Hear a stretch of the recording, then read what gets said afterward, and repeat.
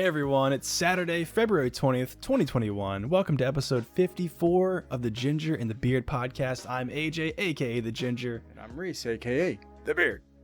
And on this week's show, we'll be drinking and reviewing delicious craft beers, discussing the Polish Power's prediction for his first title defense, and talking about NASA's Mars rover landing. We'll also be talking about a historic UFC weight miss, a new type of AR headset from Lynx, and Diablo 2 Resurrected. But before we get started, I want to remind you all to subscribe on YouTube, follow us on Spotify, and come interact with us on Instagram or Twitter. Yes, and make sure to check out the YouTube chapters or the timestamps in the description if you'd like to skip around to your favorite topics. All right, man, let's give the people what they came to hear and get the show started. What you drinking tonight? Oh man, I'm excited for this one. This is a brewery I've been looking forward to trying for quite a while now. Very close to home. It's Oozlefinch. It's Oozlefinch Beers and Blending. So this here is the Party Dinosaur. Check out this can, man. Oh, nice. There we go. For you guys listening in your cars or wherever you happen to be listening, your office. It's hard to describe this can other than to say it's just packed full of like art. That's the can art we like to see right there. Looks like it's Dinosaur's birthday kind of deal. Yeah, it's a T-Rex wearing a crown, and a bunch of other dinosaurs, a Velociraptor, a Triceratops, some of them wearing like little party hats. They're in a jungle. It's like a metallic-y sort of reflective can, like a foil sort of wrap. Party and right Dinosaur. Right there in the middle is this outline of what we will talk about in a second is the Oozlefinch. It's the representation of their brand. So yeah, this is a Party Dinosaur Smoothie Sour. So definitely out of season a little bit with a sour when it's 37 degrees outside. Yeah. But put a poll up on Instagram earlier today and 63% of people chose this beer over the contender. So I'm excited to try this one out, man. Oozlefinch is a brewery, like I said, close to home. They're in Fort Monroe, which is technically, I think, part of Hampton, but it's actually a decommissioned military installation that dates way back into the 1800s. I'm going to talk a little bit about that in a second, but let's not delay. Let's go ahead and crack this open. Cool. See what we got in store here, folks. Yeah, definitely a rainy, cold week. Kind of odd to have a sour at the end of that, but you know what? I'm not against it. Go ahead and give this a pour. Gotta switch it up every once in a while. Oh, very light. It's a very light, creamy looking kind of on this end. Oh yeah, definitely a light indeed. Still very hazy. Yeah, hazy, pretty opaque. I can't really see through that. The head just dissipated very quickly. Let me see if I can pour a little bit more into here. Give a little swirl here. So yeah, like I said, it's a smoothie style sour. I was actually kind of expecting it to be a little thicker than that based on the description, but for a little bit more context here, this is brewed with banana, nutmeg, coconut, almond, vanilla, and lactose. Jeez. Whew. Packed full of flavor, guys. And man, on the nose here, the aroma, not as pungent as the one last week that just kind of struck me in the face from across the room, but definitely a lot of flavor just in the aroma here. Lots of kind of tropical vibes off of this. I think what I pick up on the most is probably that banana, honestly, which is interesting. I'm not sure if you've ever had a banana sour before, but it sounds like you're drinking like a pina colada, but like a beer pina colada sour. It's like a beer-lada or whatever. Yeah, it does kind of give like the coconut banana definitely gives a little bit of a pina colada vibe. And it's actually, I was looking on their website, is inspired by a Mexican drink, which is called a horchata. Oh, yeah. Okay. You've heard of that? I never heard of that. I've had it before. Yes. Okay. So before I give a sip here, the horchata, if you guys are interested, is actually a traditional Mexican drink, which is made up of white rice soaked in water, then flavored with cinnamon and sweetened with granulated sugar. So I guess non-alcoholic unless you add alcohol to it. But, right. Definitely interesting. Let's go ahead and give this a sip. When I used to smoke vape for that brief amount of time, they had like a horchata one. But I've also had horchata, but I also did that. I worked with this girl, and she would bring it in. It was pretty cool. Nice. I thought it was milk though, but I thought it was milk. I thought it was like cinnamon milk. Honestly, that's what I thought it was. Yeah. Well, I watched them making it. It was like a little video of them making horchata on the website I was looking at. It looked a lot like milk. I guess if you soak white rice long enough, it turns milky looking. So on that first sip there, I definitely pull a lot of that. I guess the nutmeg and the cinnamon. The coconut. So very strong coconut. Definitely is kind of reminiscent of a pina colada. Very light bodied. Not really as creamy as I was kind of hoping it would be. I think I saw the smoothie style, read about the lactose. Not as like the mouthfeel isn't exactly what I was hoping it would be. I was kind of hoping for something a little bit more thick and maybe a medium bodied. But I'm going to give it another sip here. Yeah, I thought, with all that lactose, you would assume that it would have like that top of your roof of your mouth kind of feel to it. And yeah, I was kind of expecting it to be more of a coating sort of feeling to it. The aftertaste, I mean, it definitely, the aftertaste is quite nice. I mean, not over the top sour, definitely a little bit of that saltiness to it, but not like, I guess gozas traditionally are the saltier of that that style, I'd imagine. But it's not quite salty, but on the finish there, I pull out more of those nutty flavors. The nutmeg, the almond, kind of pulls through. I'm not picking up a lot on the vanilla, honestly, but the banana and the coconut is definitely what hits me up front. And it's a very easy drinker. It's 6.5% ABV. Again, odd to be drinking this in the wintertime. Yeah. Glad I tried it, but I definitely would want to come back to this, when it's a nice 80 degrees or so outside and sun shining on me. Then that's what this would really, really hit the spot. But if sours are your things, I would definitely say recommend checking them out. I'm excited to try some more of their beers. I know that they have them in like Total Wine and things like that, and also not a far drive from me to go visit them in person, which is definitely something I'd want to do. But before we close out here on my beer, I just kind of clue you guys in on, if you're curious like I was about what is an Oozlefinch. As I alluded to here with the can, you can kind of see this is like let me see if I can line this up. Is like an outline of a bird of some sort. So their website actually has a really nice picture of it. I'd recommend you guys go check that out. But here is what their website says about the Oozlefinch. So it says, one night in 1905, Captain H.M. Merriam, while quite possibly under the influence of our favorite beverage, swore he saw a strange, large-eyed bird outside the Fort Monroe Officers Club. His outlandish tale quickly spread throughout the community, and the bizarre creature later became the mascot of the club. Merriam's fellow officers dubbed the bird the Oozlefinch and placed a figurine of its likeness on a shelf behind the bar. The Oozlefinch rose to mythic status on Fort Monroe, and regular sightings reportedly occurred. Jeez. So, yeah, it's kind of like I don't know, one of those things. Yeah, like Sasquatch or like snipe hunting. You want to go snipe hunting? So I guess they made up this big tall bird with big eyeballs on top of its head. So that's the Oozlefinch. Did your parents try and get you to go snipe hunting as well? I had kids at school thought it was hilarious. Like they knew I was like not an outdoors kid, and they were like, "Hey, you want to go snipe hunting one weekend?" I'm like, "Yeah, I guess. I don't know." Sure. But anyways, man, this is good. I'm sure this is something that would be right up your alley. Definitely not. I mean, it's probably a pretty good entry-level sour for people who are not used to the sours, which is good for me. It's just not over-the-top sour. The banana kind of smooths it out, and the nutmeg and the almond and all that definitely add some character there on the finish. So definitely a really well-rounded beer. I just kind of a little bit let down-ish, I guess, about being called a smoothie style. I was really expecting something a little bit thicker, more medium to heavy bodied, and that lactose to really stand out and kind of coat the inside of my mouth, but not exactly what we got there. But I'm sure they hit exactly what they're trying to do. So I'm not check surprised. Them out.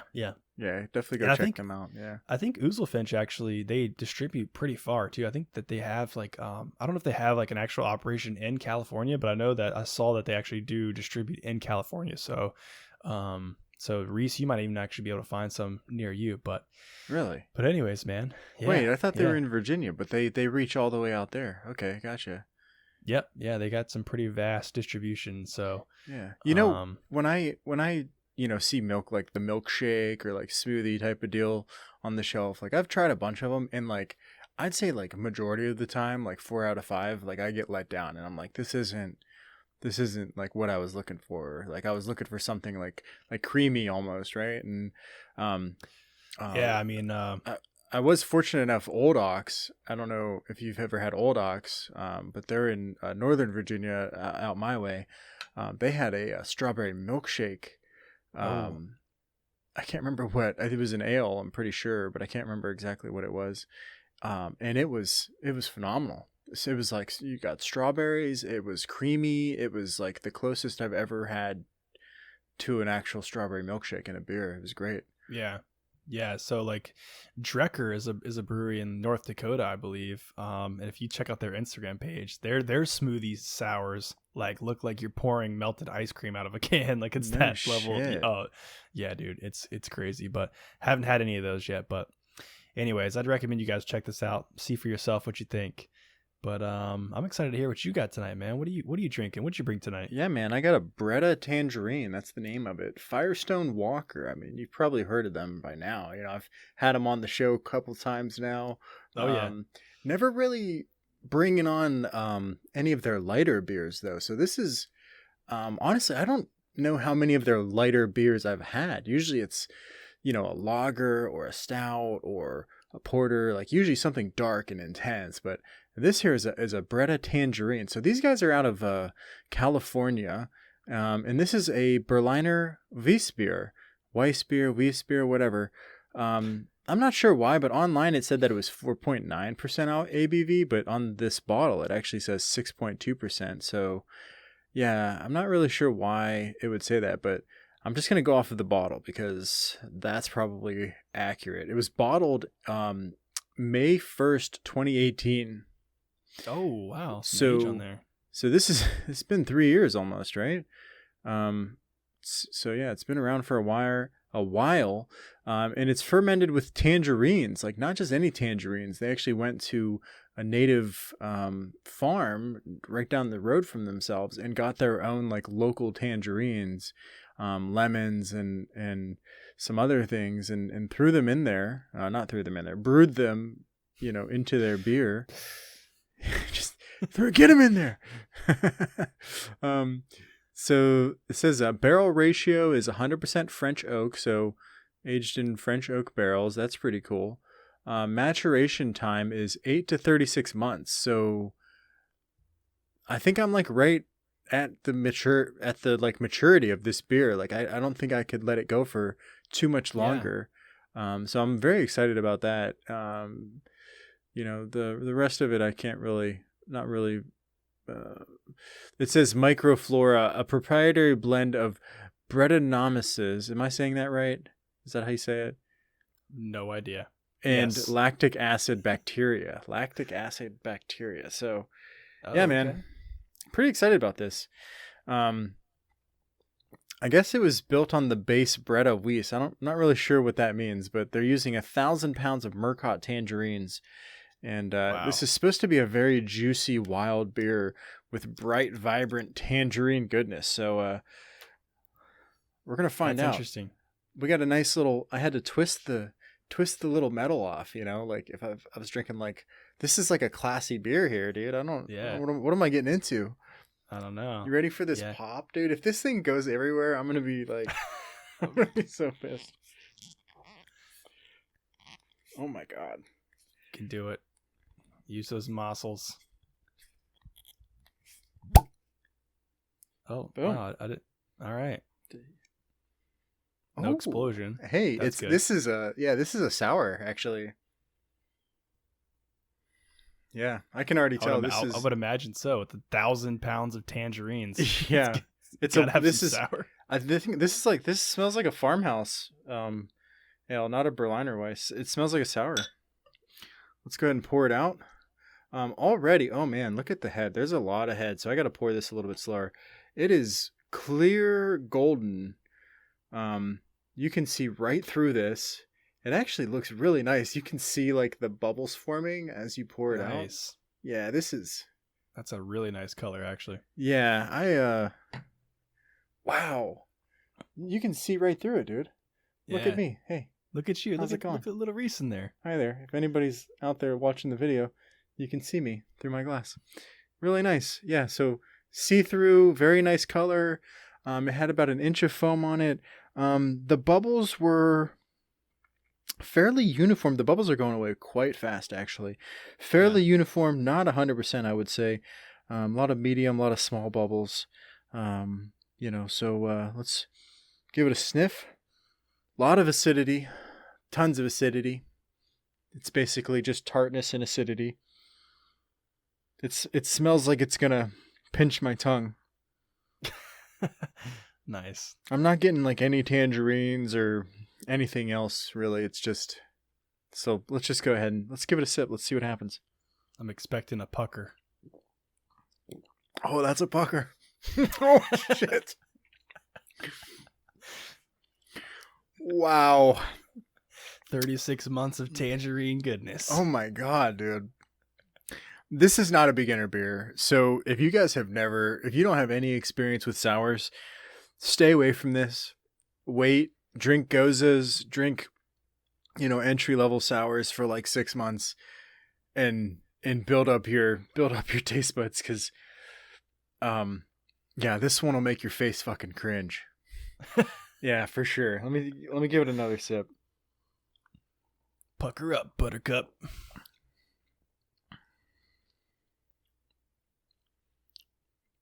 Okay.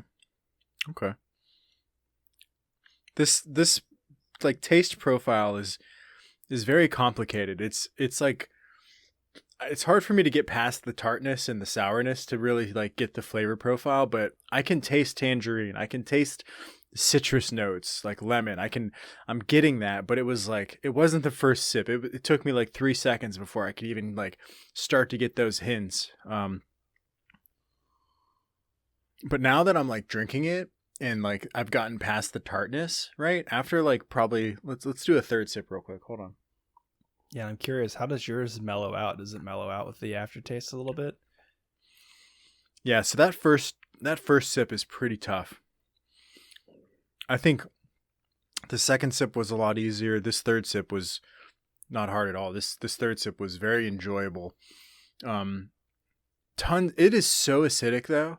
This is crazy. It is like, you ever just bite into an orange and like, not an orange, but a lemon, and like if you just ignore the sourness of it, like the acid like feeling in your mouth, like that's all I'm feeling right now. It's just all that acidity. So bro, pretty, you better pop those Tums. Yeah, watch out, dude. Might have to pause the video.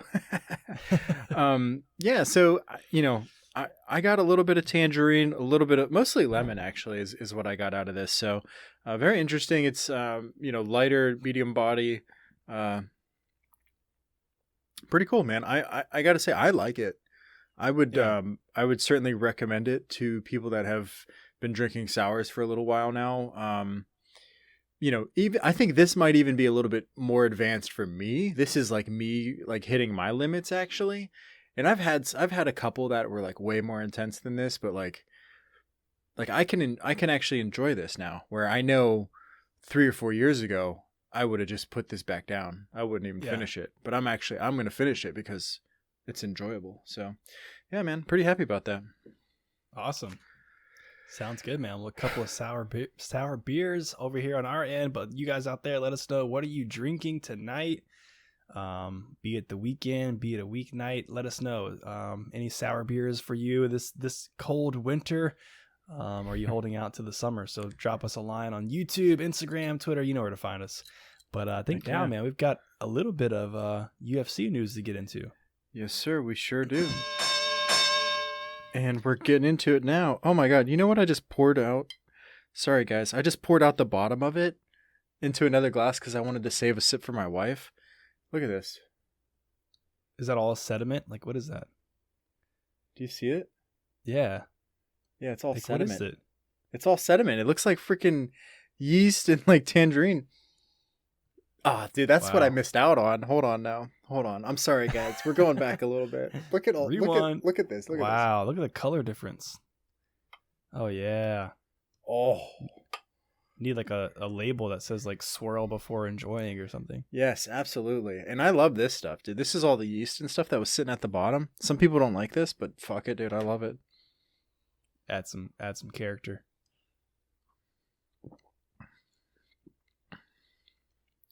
Yeah, that definitely added some character to it. I feel like I got a little bit more fruity flavor out of that.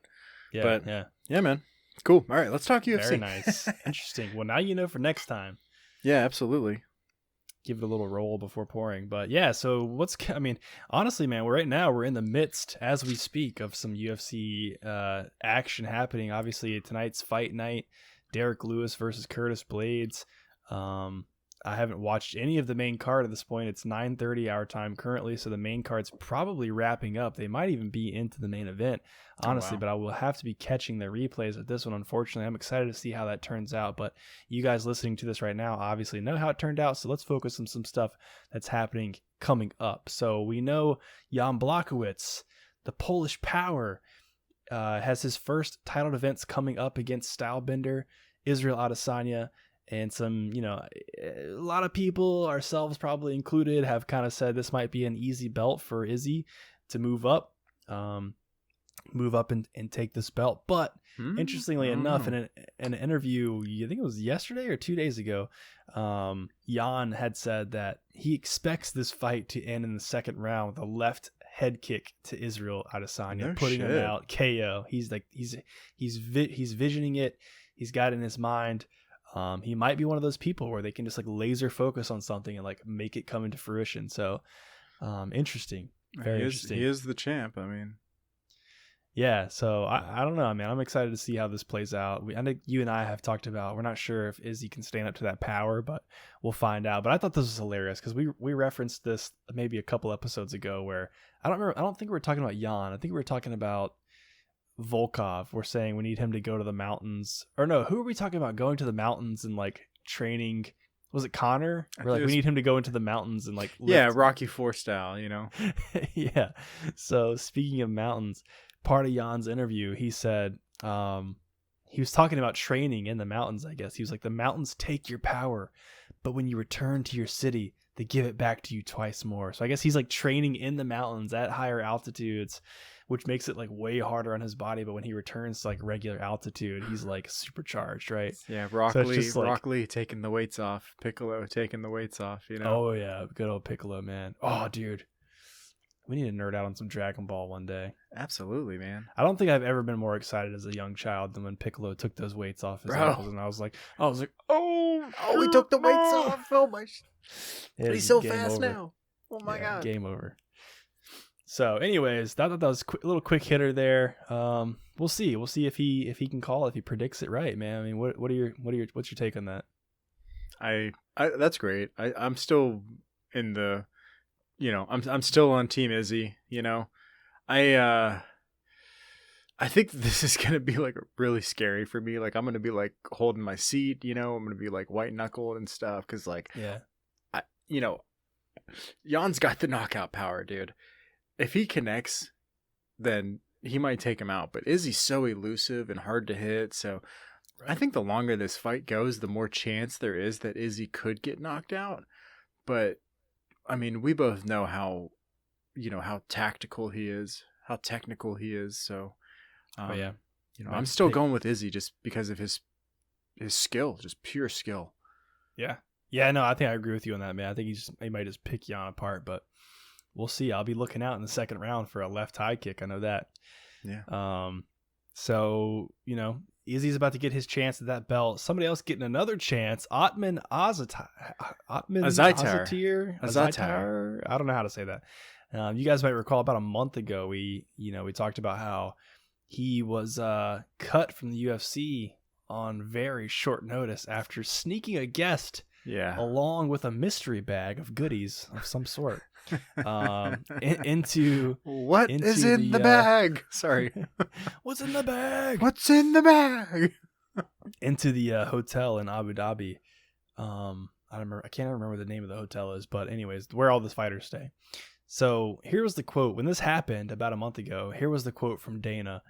Azatair and his team, Azatair and his team cut their wristbands off and got them to people on the outside.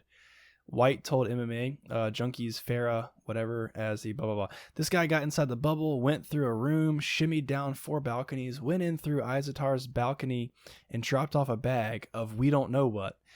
Then he changed his clothes and went back outside of the bubble. We got everything on camera. We saw the whole thing and how it all went down. Pulled his fight and cut him. So he was cut, but now Dana White has given him a second chance. Apparently, there's been some additional discussions with his manager, which I think is Ali Abdelaziz or something like that. Dude, that's the best Uber driver you've ever seen, dude. It's like it's Uber Eats, bro. What's up? I'm telling you, dude. And like the news that came out was like apparently it's a misunderstanding. It's a big misunderstanding. I'm like, bro, he was afraid he was underweight. He needed to get a double cheeseburger from the McDonald's in Abu Dhabi. Exactly, dude. Exactly. McLovin' it, bro. Yeah, no. So absolutely, it had to have been. It probably was something stupid like that, but I mean, it couldn't have if it was drugs in the bag. Well, number one, they had to have investigated what was in the bag, right? Right. Because it could have been something super dangerous. Like it could have been weapons. It could have been, who knows? Like you never know. I think last time we talked about this, we speculated it was a prostitute stuffed in the bag. I mean, realistically, nudie magazines. I was like, it can only be one of a few things: food, drugs, or prostitute. Yeah, right. That's the only stuff that's all that would make sense. Yeah. What else do you need to sneak in? I mean, the only thing that really makes sense to sneak into something like that would be drugs. I feel like, right? Where they're up there snorting yayo. You know, is that what was going on? Who knows? Taking it back to the 80s.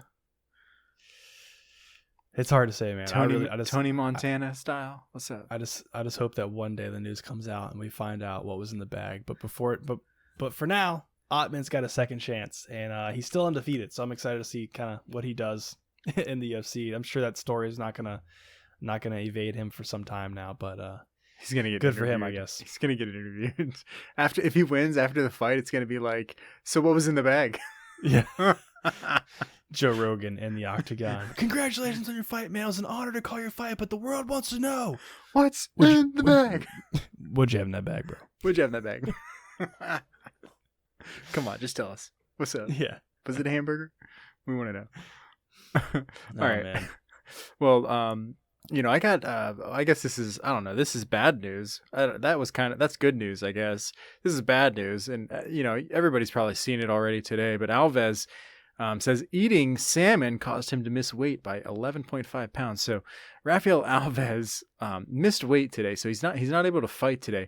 Not only did he miss weight, but he historically missed weight. He missed weight worse than anybody's ever missed weight before in the UFC. So yeah, he's got a record now. He's got a record. That's one way to do it, man. He blamed salmon somehow for his historic weight loss. So let's get into that a little bit.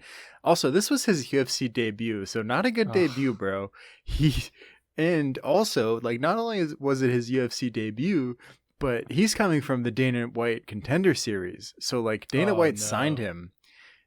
And you're just starting off on the wrong foot, buddy. How are you going to come in and piss Dana off and do this bad during look. This is just really bad. So not only did he miss the featherweight limit, but he also missed the lightweight limit. So he was supposed to weigh in at 145, and so he weighed in 11.5 over, and he weighed in at 157.5, which oddly, that's weird. So I guess it was maybe they gave him a leeway, 146.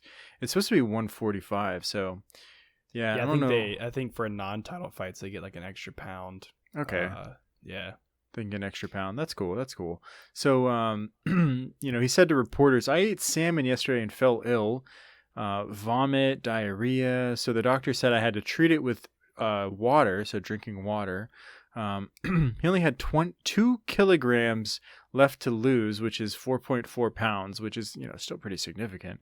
And then when he drank the water, his weight went back up and it got stuck there. So the doctor didn't clear him for the fight, but then he just weighed in anyway, I guess, and was just like way overweight. So here's something very interesting. He says he typically weighs at 195 pounds, which aren't you like around there? Are you like what, like 170, 170? I'm like 180, 190. Yeah. Somewhere around there. So just imagine like cutting 50 pounds, in like a 2-week period. Like that's, I'm not even like these dudes are 195, like with solid muscle mass. Like, yeah, it's insane. It really is. And, so he's dropping from 195 to 145. So basically what's happening now is he's not going to fight at 145 anymore. He talked to Sean Shelby. Sean Shelby said, it's this, shit like this happens. You need to just be healthy. Health is more important now. Don't fight at 145 anymore. Fight at 155 and, we won't have an issue here. And I think they didn't cut him, right? Because I'm pretty sure that he was coming in as a replacement for somebody else, or there was some issue with like matchmaking to get him his first fight, right? And so they weren't like really worried about it because like they were like switching up his fighters, or he was being brought in and he wasn't really focused, didn't have enough time to focus and all that stuff. So they're like, yeah, shit's happened, whatever. Yeah. Let's move past this. But I tell you what, man, don't fuck up again. No, yeah, he'll definitely be put on notice at that point. I mean, yeah, this is a perfect example of why. I mean, people talk about it all the time. Like, what can we do in the UFC to prevent people from doing? It's not healthy, dude. To cut down from 195 to 145, are you kidding? Yeah, there should be like every fighter should have to weigh in like every month, right?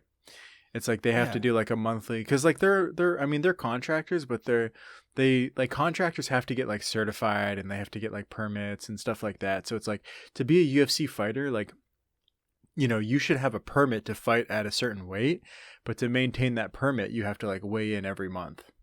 Yeah. Yeah. It's not a bad idea. Yeah. I mean, and what I think kind of gets me is when he's saying the doctor told me I had to drink water, and drinking water made my weight go up. Okay, dude, that means you were like deflated, dehydrated, and like, you're basically one of those little dehydrated pasta meals that you get like taking space, right? And like you add water to it and it like blows back up. Yep. Like that can't be good for you. But I don't understand why he's talking about the salmon. He said the salmon like made him sick, I guess, gave him diarrhea, and it's like, yeah, dude, I don't think it was the salmon. Yeah. I think it was the fact that you were cutting weight like really crazy, like, and then you just ate something. Like your body, like, what? Food. Like, yeah, like if you fast for like like Ramadan and stuff like that. Like if you do like Ramadan and you fast for like a month, like you can't just like come back and just eat like a feast. You have to like. It's really weird. The body has to like work its way up. Yeah. Or it can't hold it. So. That's well, yeah, probably happening. Because like the enzymes in your stomach and stuff, like you probably start to lose like some of those enzymes that like break down the food. So then you just like, we can't do this, man. It's got to go back out. Right. Yeah. Well, I mean, I guess good for him. He's got a second shot and he hasn't gotten cut. But you can see if you watch the weigh-in footage, he was pretty upset about it. And was kind of like, he teared up and everything and was pretty bummed out that it happened, I guess. But he was happy. He set a record. Yeah, those were tears of joy. Now, and like, when they come out and like at the bottom left of the screen, it's always like shows people's records, like second most finishes in the light heavyweight division. First his gonna be like worst weight cut. Yeah, worst weight miss in UFC history. Yeah, that's funny. Oh man. So, man. Well, that's it for UFC, man. I guess, not really anything to transition. No good segues here. So let's just talk about tech news. Yep. Let's do that.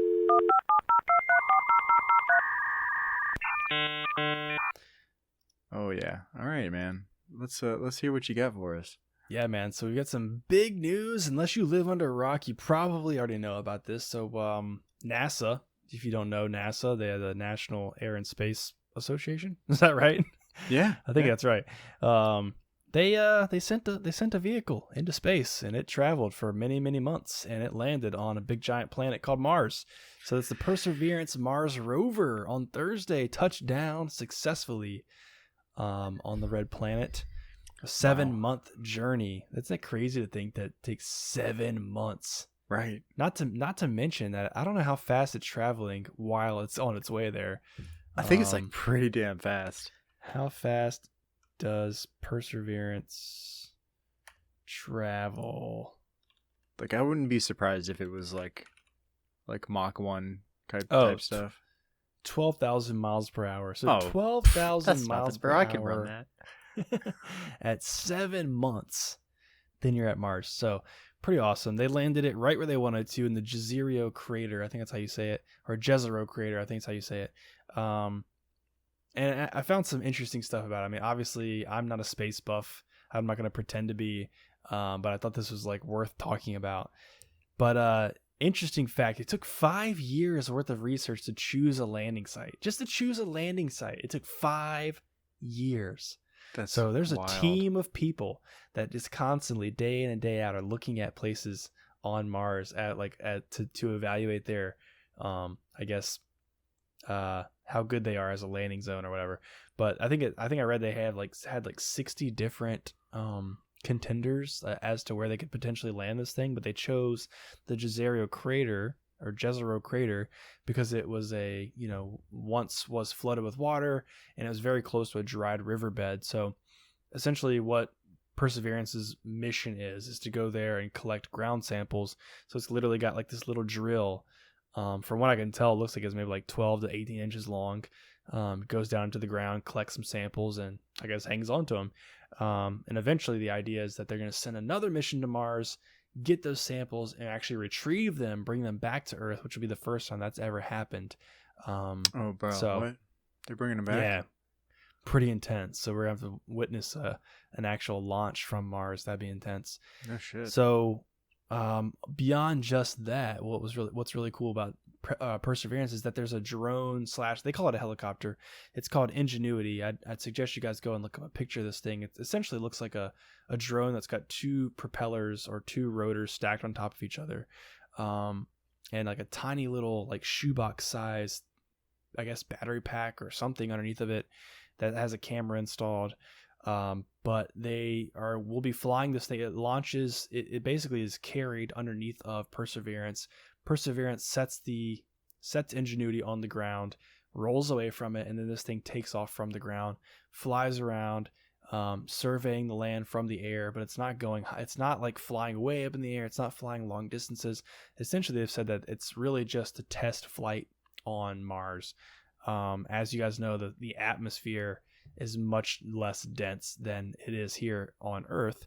I think they said like maybe 1% of Earth's density. I can't remember exactly, but that makes it hard for the helicopter to fly at all because there's nothing for the propellers to like push on, essentially. So to make it happen, Ingenuity had to be like extremely light. The rotors had to be much larger than they would need to be if it was here on Earth. So that's kind of a feat in itself that they are able to do that. And I believe it has already successfully done a test flight. Let's see here. The only other couple of interesting facts that I thought was worth talking about is that Perseverance's job essentially is to survey the Jezero crater and the nearby riverbed for 2 years. It'll be there for 2 years surveying that one area. So I got to thinking, I'm like, 2 years really for it to like explore this one little area like that? What the hell? Like, what are you doing? What if like a meteorite hits it? That would suck. Knocks it out. Suck so bad. Well, if you remember, I think it was last year. Curiosity rover was still riding around up there on Mars, but then some giant like storm came through Mars and like covered up all of its like instruments or whatever, and like essentially covered up I think the solar panels that allow it to charge up. So that was a big issue. It was the Martians. Yeah. I think we might have even talked about it on the show actually. But yeah, so I'm like, why is it taking so long? Okay, so I looked up what's the top speed of Perseverance. 0.1 miles per hour is the top speed of Perseverance. Just crawling around. 0.1. That's so slow.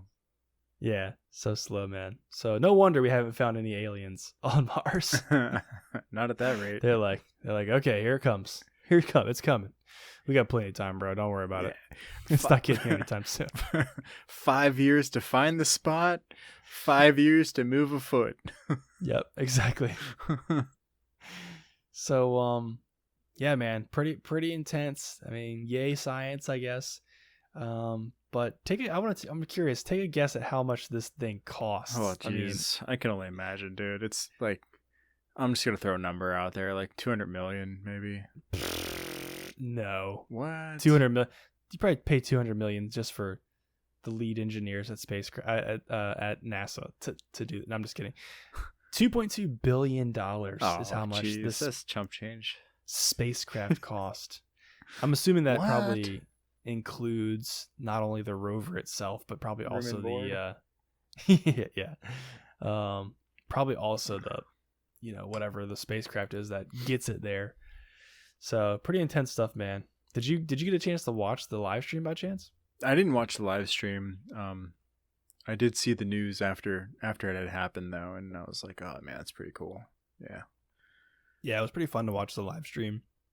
Obviously it wasn't a live stream of the actual thing happening, but they had a cool I guess CG sort of visualization of what was happening at each stage, and seeing that thing come into Mars's atmosphere and deploy that parachute, and just seeing the excitement. Honestly, dude, it kind of gave me chills when it was successfully landed, and all those people at NASA just start cheering and hugging and high-fiving and fist bumping all and their all that work. stuff. Long work. Can you imagine? Like, the projects at my work take like a couple weeks to a month at most. Yeah. So that's intense. They could just be like, finally, like it's a milestone, it all worked out, like all their planning, like nobody fucked up, Yeah. They're like, I'm getting drunk tonight. Perseverance, shots for Perseverance. Yeah. That's some dude goes and gets Perseverance tattooed on his like chest. Yeah. They all the lead scientists get like a matching tattoo. Man, crazy. That's great. Well, man. Can't wait to find some aliens up there. I don't know. It'd be cool if they found like some life or proof of life. Oof, man, I don't know if I could handle that. Of former life, I guess I should say. Yeah, I don't know. Let's not get into that. It's a long, dark, deep rabbit hole. Really is. I'm gonna shift gears here. You know how I always do my AR VR thing. So let's get into a little bit of VR AR news, right? It's that time of the night. So Lynx reveals the first through the lens footage of their R1 mixed reality headset, which I watched earlier today. I'm sure you guys could just Google it, Lynx R1 mixed reality headset, and you'll see the video, you'll see some of the specs, some of the images and stuff that I'm about to talk about. So it's a French startup. That's the company. It's designing a mixed reality headset capable of both AR and VR.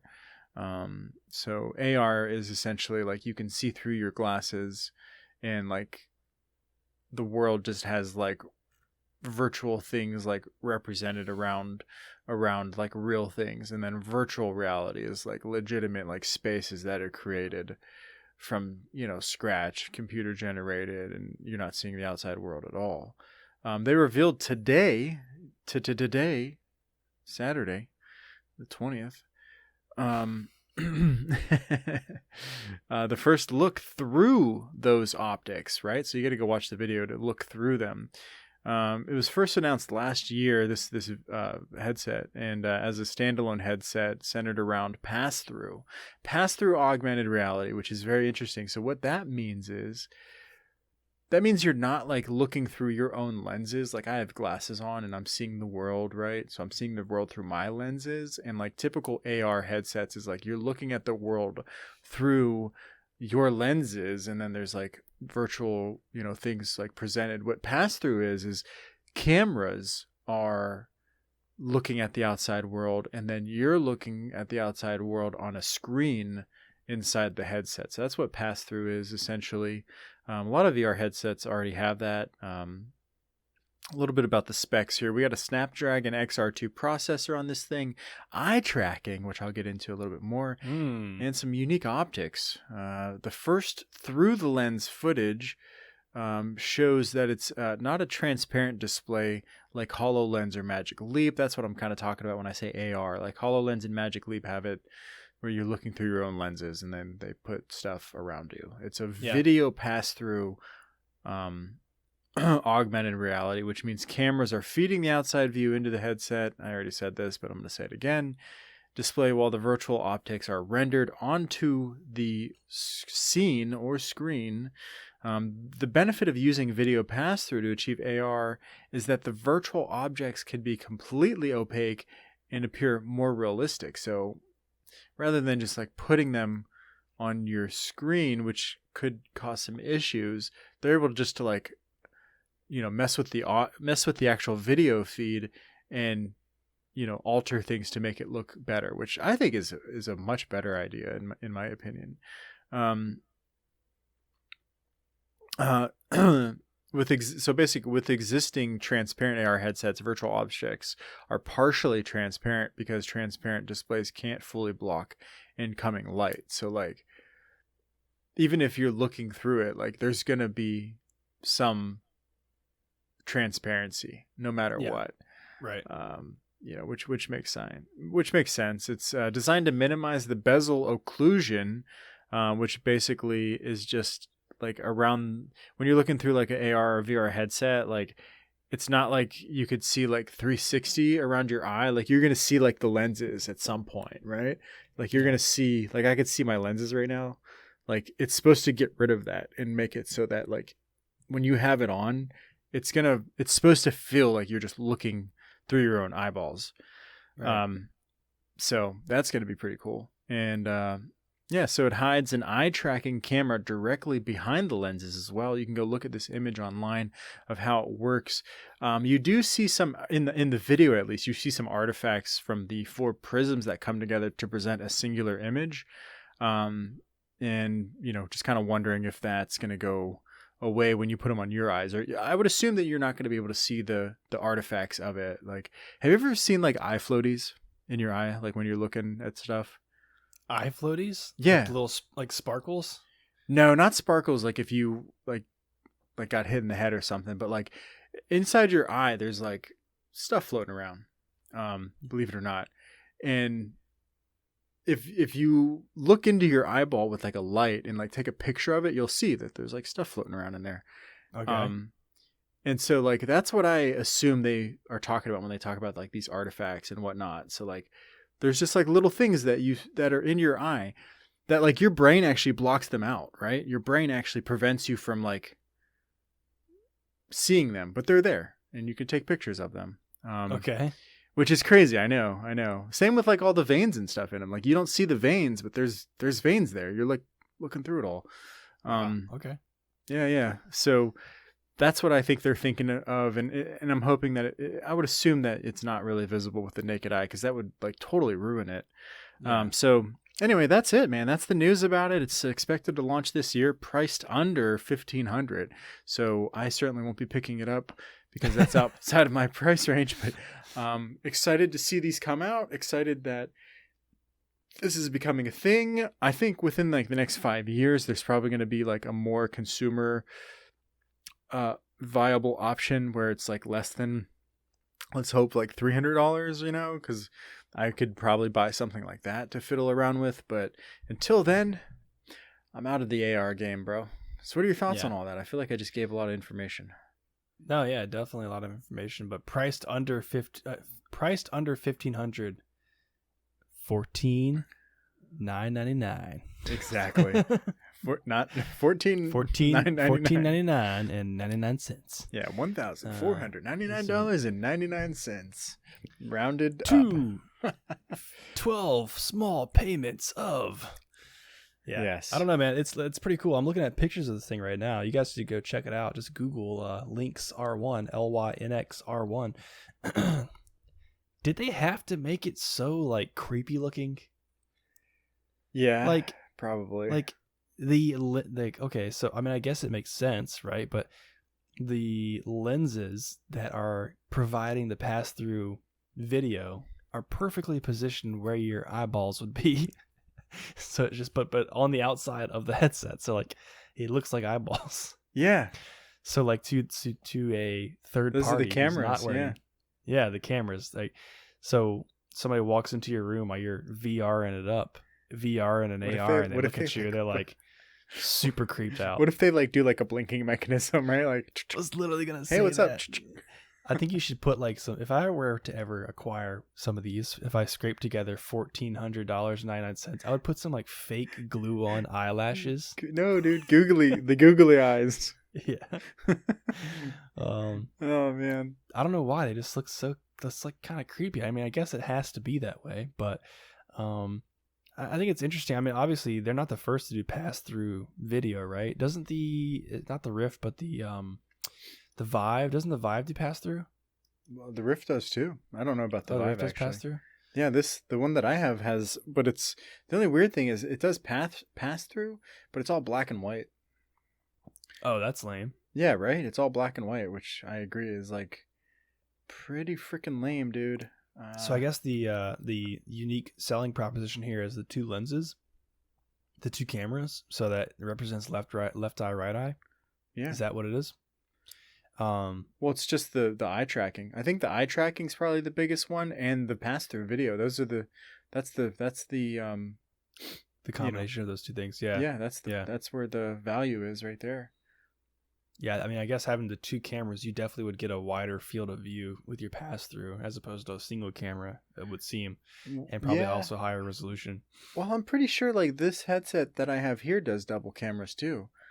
Like, does it? Okay. Yeah, like when I look through it, it's like not perfectly lined up with like the spacing of my eyes. So you see like a crossing of like the images, you know? Like if I was looking at you, I would actually see like two of you because my eyes aren't like lined up specifically. Yeah. But if I like move it farther away from my head, then like you'll line up perfectly. And then if I move it back to like where it's comfortable on my head, then you won't. So yeah, there's two cameras on it, but they suck. Okay. All right. Well, interesting, man. Well, that's good, exciting. Man. I got to get into the VR game at some point. I'm just scared to do it. I need to get my toes in the water.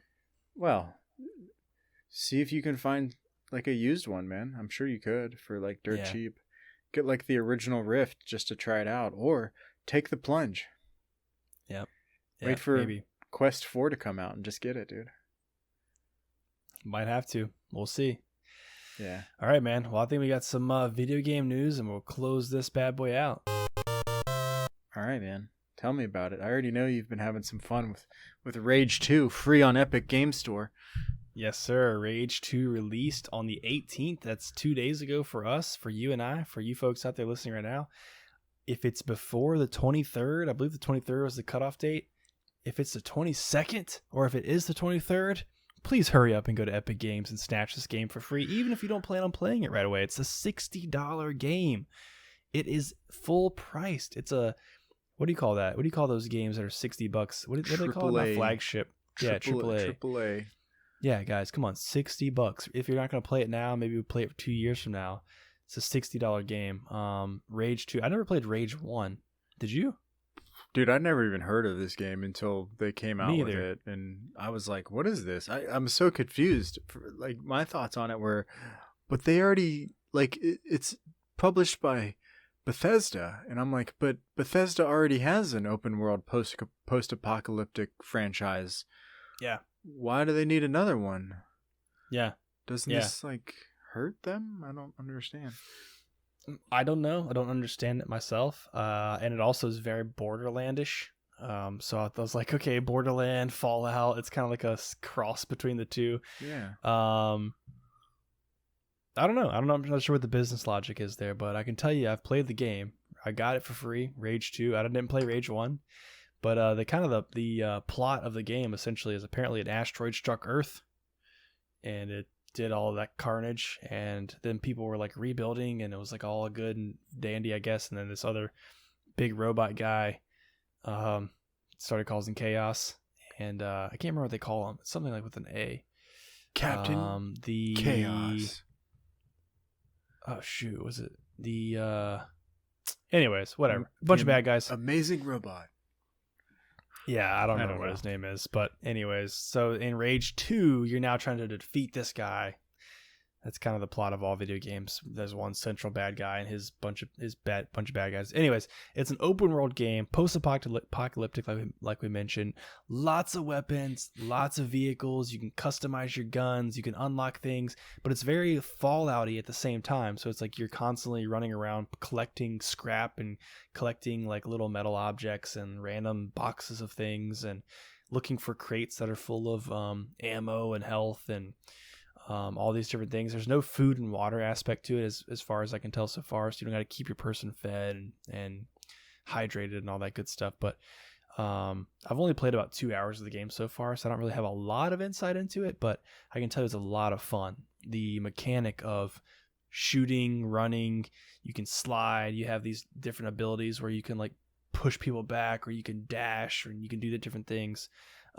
Your vehicles have big guns on them. They kind of like auto lock on like nearby targets, and you use the big Gatling guns and light them up. But they've also got like Mad Max style like convoy battles. If you ever seen like Mad Max, and it's just like they're driving down Fury Road and just these giant battles of cars. It's kind of that same gameplay style in there as well. Nice. There's different factions across the map, so depending on where you're at, you're dealing with different types of enemies. So just a lot of fun, man. That's all I can say so far. It's single player only. That's kind of sucks. I really wish. I mean, it would have been, in my mind, pretty easy for them to make a multiplayer component to this, whether it's a battle royale or if it's just a PvP or a deathmatch style. Just the play style of it lends itself to that. I could almost see like a Battlefield sort of vibe where you've got like 50 players in one match, and you've got these different cars and things. But apparently the developers decided that they wanted to focus more on the storyline as opposed to the multiplayer aspect. So yeah, a lot of fun. The only qualm that I've got with the game so far is that, and it's probably something you can adjust in the settings, it's like anytime you're nearby an enemy, this like super creepy, like intense metal music starts to play. Oh yeah. And like even if you don't see anybody near you, you're just like you're just driving, all of a sudden you start to hear like doom doom doom doom doom doom doom doom, and it's like this like creepy like screaming stuff starts happening, and like this like ghoulish sort of sounds start happening, and you're just like, why is it doing this? Where I don't see a person. And so you finally find the people, kill them, then the music stops, and it's just like that's just like unnecessary like adrenaline boosting happening. But yeah, Siri, I'm not talking to you, Siri, go away. So anyways, man, it's definitely worth checking out. If nothing else, it's a $60 game. The graphics are great. You can get it for free right now, so go check out Epic Games and try it out. Yeah, absolutely. I got it already. Everybody else should too. Yeah, so beyond that, man, BlizzCon happened this week as well. Yes. So I didn't really watch a lot of the presentations, but this is the conference, which obviously is virtual, in which Blizzard announces a lot of different things. One that I'm really excited about is Overwatch 2. We got some more details around Overwatch 2. So, I'm a pretty big Overwatch fan myself. Hell yeah. But some new stuff was revealed, including some new maps, Rome and New York City, some new game types, which include PvE, which is, you fight against the Talon or Null Sector, basically AI-driven enemies. And they also have hero missions, which they, Blizzard are wanting to be sort of a replayable missions. They're going to make hundreds of different missions. Based on the heroes you're selecting, you do different types of missions, and you level up your character. So you, I guess, makes it easier for you moving forward or something like that. One thing I thought was really cool is that they're adding in weather effects. So things like blizzards, sandstorms, there's going to be day and night conditions. Nice. So if you're an Overwatch player now, you can imagine adding in some of those elements. Excuse me. Could definitely change up the game for sure. And then something we're all excited about, seeing what the new characters will look like.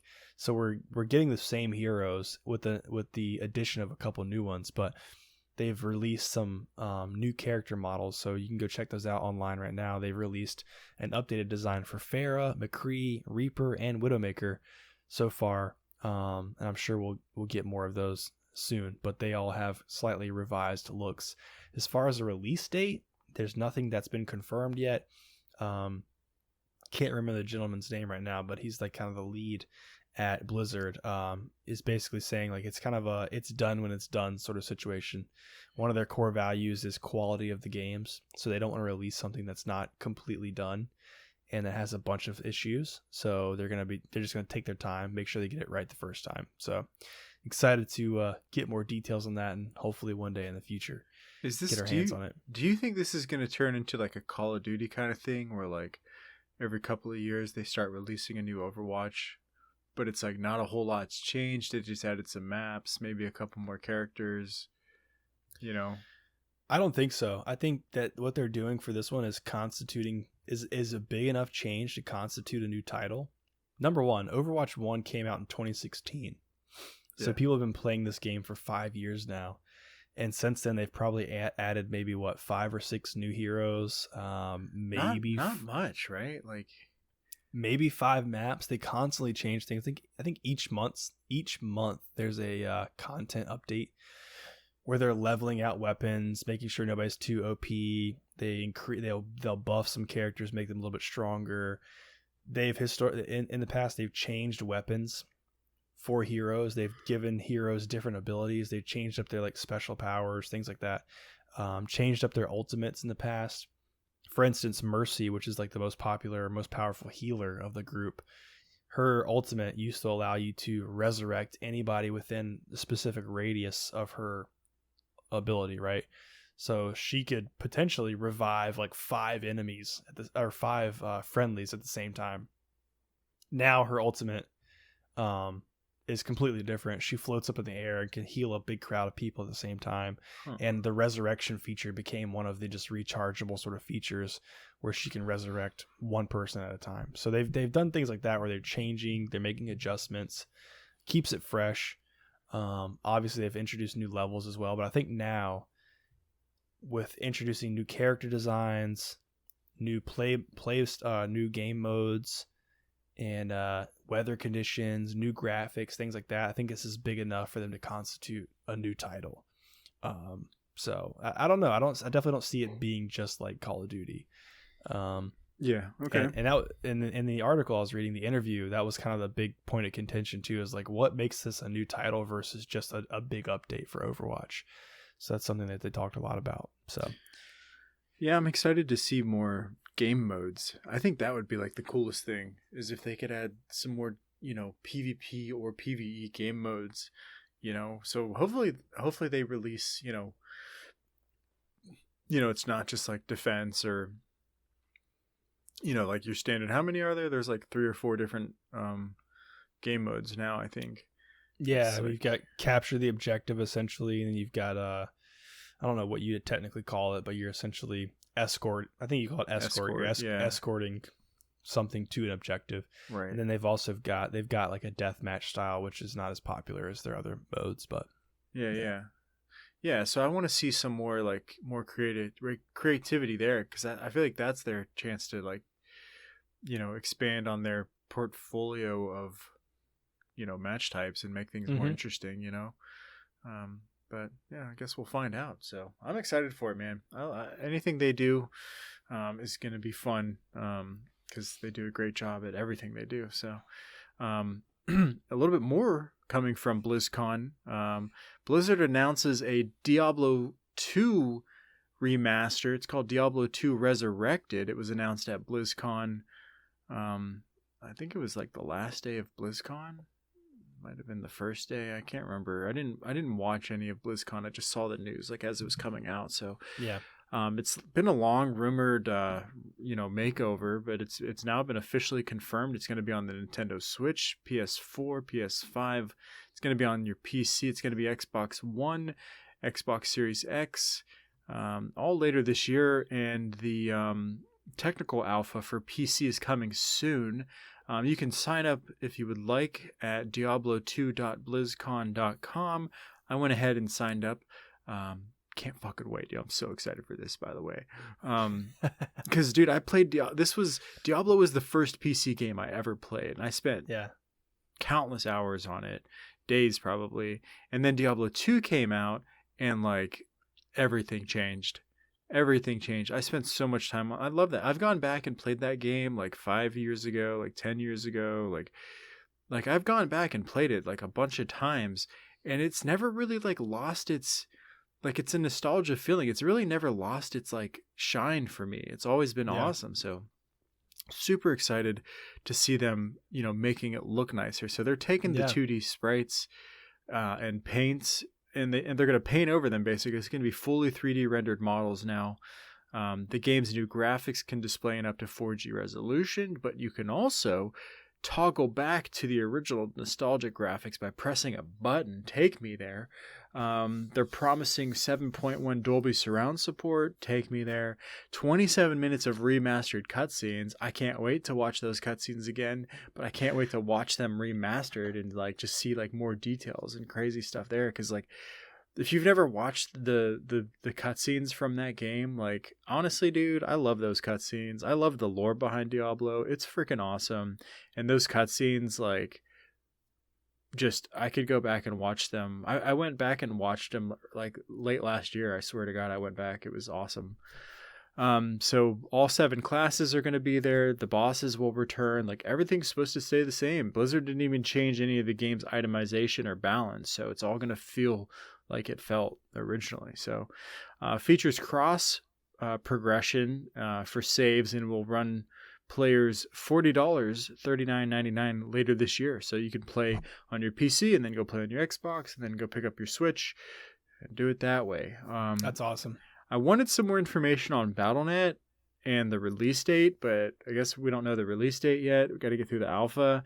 But I wanted more information on Battle.net that I didn't see or I couldn't find. Because Battle.net like got shut down, and it was a huge thing. Like the original Battle.net that they had, I think they shut it down and they opened up like a new one. It's still Battle.net, but the whole interface updated. Yeah, so like, are they? I just want to know like, what are they going to do about Battle.net? Because like, you're gonna want to like play this game with other people, and like, it's hard for me to bite this like $40 pill, right? Because it's like, really, you guys are just fucking. Are you really like that? You don't have any more ideas? You don't have any more ideas? You're just gonna like go to something that was 20 years old. You're just gonna remaster it and charge $40. Like, that's a little shitty, I mean, just give it to us for free, Exactly. But, it is what it is. I'm going to pay the money for it because they know I will. Those bastards know I will. How dare they? Banking on it, man. Yeah. And I'm going to play it, but I'm not going to be happy about the $40 pill, but I'm going to be happy playing that damn game for sure. Hours and hours and hours. So, yeah. That's you awesome, never played man. Diablo, right? I have not. No, I have not. Might be the time to try it. I don't know. Maybe. I think when not Diablo, for $40. When Diablo 4 comes out, bro, like, don't even call me, bro. My phone's gonna be off. I'll probably take that week off, dude. Swear to God. Like, same for me when Overwatch 2 comes out. Yeah. I was actually late to the Overwatch game. I remember seeing somebody play it and I was like, what is this? And I not long after that finally got it and I was like, man, this is the best. Well, dude, I'm super late. You're the one that turned me on to Overwatch. Yeah, it's just one of those games where, and Diablo probably feels the same for you. It's just like you can just kind of zone out and just kind of relax while you're playing it. Yeah. It's not so high intensity. Complete opposite of Rage 2, by the way. Oh, I literally was playing it last night and I played it for a couple hours and I was like, all right, man, I need to switch over to Overwatch. Like, let my heart rate decrease a little bit. It's a little bit too intense. Oh, jeez. But Yeah, when you got these mutants jumping in your face and like trying to tear your face off, and like you're blasting with shotguns and death metal music's playing. Yeah, and, like, good luck going to sleep after that. Yeah, I'm like, all right, I need to decrease this heart rate for a second first. But yeah, man, lots of cool news coming out of BlizzCon for sure.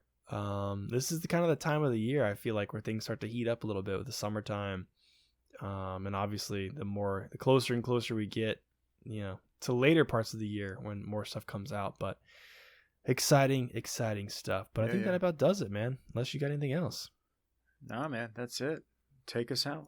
Yeah, man, for sure. So as always, guys, we appreciate you tuning in to another episode. And we ask that you please like and subscribe on YouTube, follow on Spotify, and of course, come say hi on Instagram and Twitter. That's right. And of course, if you really want to help us grow the show, please share this episode with a friend who you think will like it. For now, we'll see y'all in the next one. So, toodles. See ya.